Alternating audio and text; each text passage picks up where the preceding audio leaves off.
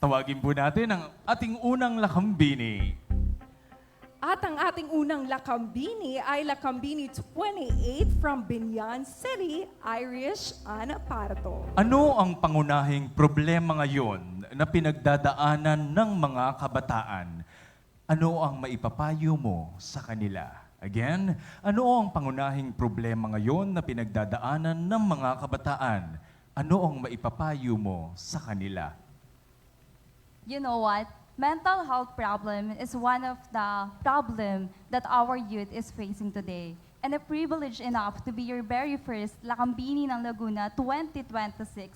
I will set myself ready to use this platform to create a safe space for everyone. And with this being said, I remain confident as I stay true to my vision of elevating not just Laguna, but our humanity in my grandest pursuit of all. Magandang gabi po. Thank you very much, our lakambini from Binyan City. Next is lakambini 25 from San Pablo City, Francela Nazareno. Kung bibigyan ka ng pagkakataong mabuhay muli, anong panahon ang pipiliin mo at bakit? Again, kung bibigyan ka ng pagkakataong mabuhay muli, anong panahon ang pipiliin mo at bakit? Kung ako ay bibigyan ng pagkataon na mabuhay muli, iyon ay ngayon. Why? Because I do believe that right now in modern times, I have the position, I have the power. I have the power to change and have an impact in our community. Because right now, we are living in the Philippines who has the freedom, who has the democracy, who has the youth, such as me, and 18 years old, to have the power to make an impact and have a voice. And so if given the chance, I would still choose to live right now, and I will choose to be a leader who can make an impact and to be a leader as someone and a role model. Thank you. Thank you very much, our lakambini from San Pablo. Your next lakambini 20 from Santa Rosa City, Marnel Alicia Marquez. Ano ang kahalagahan ng mga bayani mula sa Laguna tulad ni Jose Rizal sa kabataan ngayon? Again, ano ang kahalagahan ng mga bayani mula sa Laguna tulad ni Jose Rizal sa kabataan ngayon? You know, I had the privilege to learn about our national hero, Jose Rizal, in our course in information technology. And I was very mesmerized to learn about our national hero because I am inspired to have someone who fights for what is right and to continue to fight for our people. Because of him, our country is what it is today. And as a Lakambini, I definitely want to send a message to our leaders to embody that type of character that Jose Rizal has. Thank you. Thank you very much, lakambini from Santa Rosa. Next is our lakambini 27 from Santa Rosa City, Daniela de Guzman. Kung bibigyan ka ng pagkakataong mabuhay sa nakaraan, kaninong katauhan ang iyong pipiliin? Again, kung bibigyan ka ng pagkakataong mabuhay sa nakaraan, kaninong katauhan ang iyong pipiliin? Kung bibigyan man ako ng katauhan sa nakaraan, ang aking pipiliin ay si Maria Clara dahil siya ay sumisimbolo sa kababaihan. At bilang isang lakambini, nais kong palalahanan ang bawat isa na patuloy tayong manguna sa pagkakaroon ng positibong pag-iisip at dekalidad na gawa para sa kaunlaran ng ating sarili. At sa huli, sama-sama tayo sa isang lagunang pinagpala at puno ng pag-asa. Maraming salamat po. Maraming salamat. Lakambini mula sa Santa Rosa City. Next is lakambini 15 from Binyan City, Juliana Marie Kimbao. Kailangan mo ba ng posisyon sa gobyerno para makatulong sa tao? Again, kailangan mo ba ng posisyon sa gobyerno para makatulong sa tao? Well, I do believe that we are all human beings with social responsibility towards one another. And that also includes sharing what we have. So you don't really have to be a government official for you to be able to share what you can to others. For as long as you have the heart and the values to serve and to continue that mission towards the end, then you are able to help others. You're able to inspire them as well to do the same. And that is how we should be as individuals. We're not merely living as individuals, but social beings. So we can share and we can help as we can. Thank you. Thank you very much, our Lakambini mula sa lungsod ng Binyan. Next is Lakambini 8 from San Pablo City, Maria Nina Kate Cortez. Ano ang dapat sundin? Utak o puso? At bakit? Again, ano ang dapat sundin? Utak o puso? At bakit? Maraming salamat po. Naniniwala po ako na kapag puso ang ating pinairal, makakamtan natin ang kasiyahan ng ating sarili. Ngunit palagi po nating pakatandaan na lahat ng desisyon sa ating buhay ay lagi nating pag-isipan ng mabuti. Dahil ito ang magdadala sa atin ng mabuting future para sa ating sarili at hindi lamang po iyon ay para rin po makapagbigay inspirasyon tayo sa ibang tao. Yun lamang po at maraming salamat. Maraming salamat, Lakambini mula sa lungsod ng San Pablo. Next is our Lakambini 12 from Pansanahan, Rizal Rain Garin. Ano ang nakikita mo sa Laguna matapos ang isang termino ni Gobernadora Sol Aragones? Again, ano ang nakikita mo sa Laguna matapos ang isang termino ni Gobernadora Sol Aragones? What I see is a leveled up Laguna. A leveled up Laguna in all its aspects.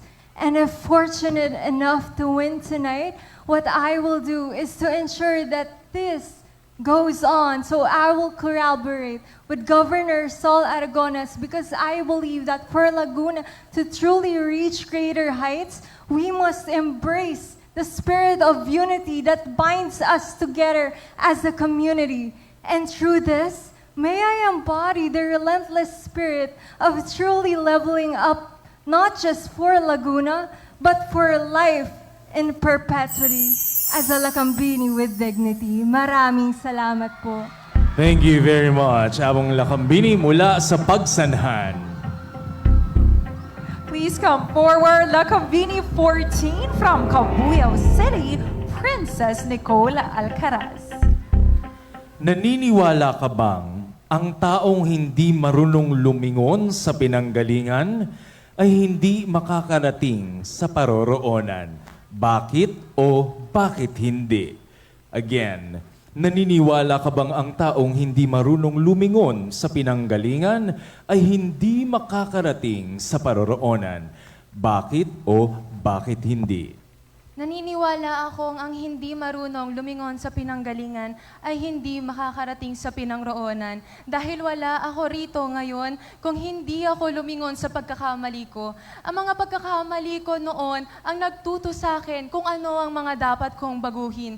Kaya bilang Lakambini, naniniwala ako na kapag nagsimula tayong magbago sa ating pagkakamali, ay magsisimula din tayo para maging malakas at maging mabuti ang ating sarili sa kasalukuyan. Yun lamang po at maraming salamat. Maraming salamat ang ating Lakambini mula sa lungsod ng Cabuyao. It's your turn, Lakambini 22 from Los Baños, Rendel Ann Caray. Kung may isang bagay kang gustong baguhin sa lipunan, ano ito at paano mo ito masisimulan? Again, kung may isang bagay kang gustong baguhin sa lipunan, ano ito at paano mo ito sisimulan? Thank you. That will be the mentality that leaders are always the same.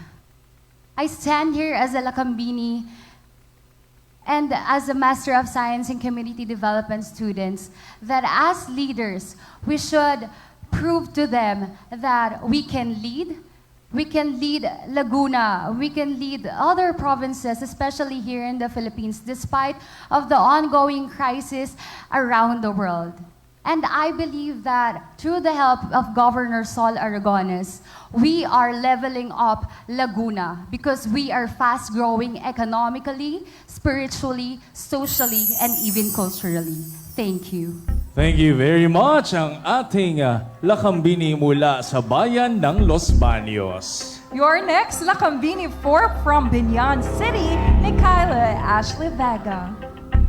Paano ka magre-react kung makakatanggap ka ng kritisismo mula sa publiko?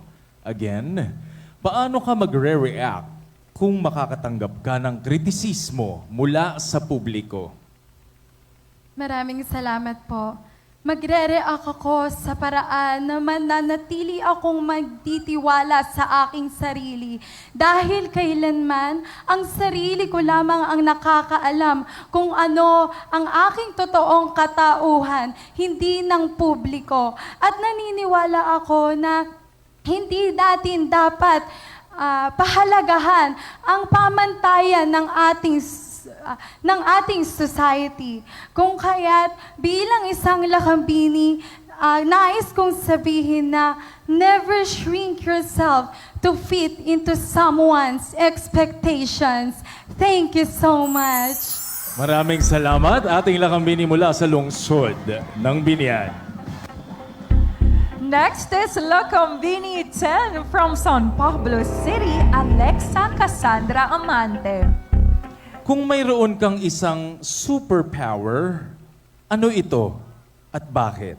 Again, kung mayroon kang isang superpower, ano ito at bakit? If I will be having a superpower, it would be to heal the people who are experiencing health problems. Because I believe that each and every one of us deserve to be treated. And that is why I am very proud that our local government is strengthening our medical services because that is what our fellow Lagunense deserves. Thank you. Maraming salamat. Isang lakambini mula sa San Pablo. Next is Lakambini 21 from Calambas City, Jamaica, Abesamis. Para sa iyo, ano ang formula sa pagkamit ng tagumpay? Again, para sa iyo, ano ang formula sa pagkamit ng tagumpay?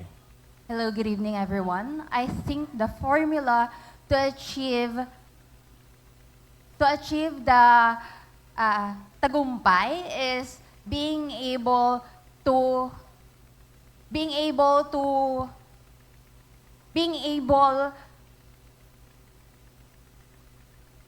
become a hard worker.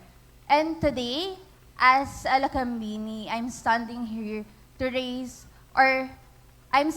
not only or not to pursue my dreams, but I'm standing here to raise an awareness about public health concern.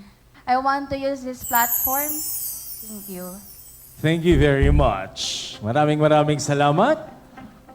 Your next Lakambini number 11 from Paete, Lourdes Hestre. Halimbawa at wala ng bukas, ano ang iyong gagawin isang araw bago ito? Halimbawang wala ng bukas, ano ang iyong gagawin isang araw bago ito? If ever there is no tomorrow, I will choose to inspire, of course, others. I will let people to know my heart, my mind, and my purpose. To be a Lakambini, we should have a heart that has greater care for their community that she represents, to have a mind that is willing to understand, and a purpose that inspire others. And if there is no tomorrow, I will always choose to inspire as it is inside my heart. Thank you. Thank you very much. Ating lakambini mula sa Paete. Our second to the last Lakambini is Lakambini 3 from San Pedro City, Ararimsha, Palanag. ang anilag sa buong Pilipinas, anong natatanging katangian ng Laguna ang una mong ipapakilala at bakit? Kung bibigyan ka ng pagkakataong katawanin o maging kinatawan ng anilag sa buong Pilipinas, anong natatanging katangian ang Laguna ang iyong ipapakilala at bakit? Thanks so much for that question. I'd always seen myself as an advocate for business and tourism, and this is what I will choose to present to the world. We have amazing platform for products that we have, and we should promote that. Because here in Laguna, we have different stories to tell behind these products, and we should be proud of it. And as Lakambini ng Laguna 2026, I will be the voice that echoes the beauty of Laguna and inspire others to be welcome and show the world what real home looks like. It's Laguna. Good evening, Laguna, and thank you so much. Thank you very much, ating Lakambini mula sa San Pedro. And our last Lakambini is Lakambini 29 from Nagcarlan, Pauline Duncan. Sa iyong palagay, ano ang pinakamahirap na tanong at bakit? Again, sa iyong palagay, ano ang pinakamahirap na tanong at bakit? I think that the most hardest question would be why all of us will not win tonight. Because see, being with my co-candidates, I see their hard work also. I've seen their sacrifices. And it's sad, but I am proud that one of us will truly carry the main crown. But of course, as a compassionate candidate, I see them also as a deserving candidate to also wear their own crown. And I hope one day they will find their own crown to wear themselves and to represent their own city. Thank you. Thank you very much, our Lakambini. All right, ladies and gentlemen, once again, a resounding applause to our Lakambini ng Laguna 2026. They truly showcase their confidence and intelligence on stage.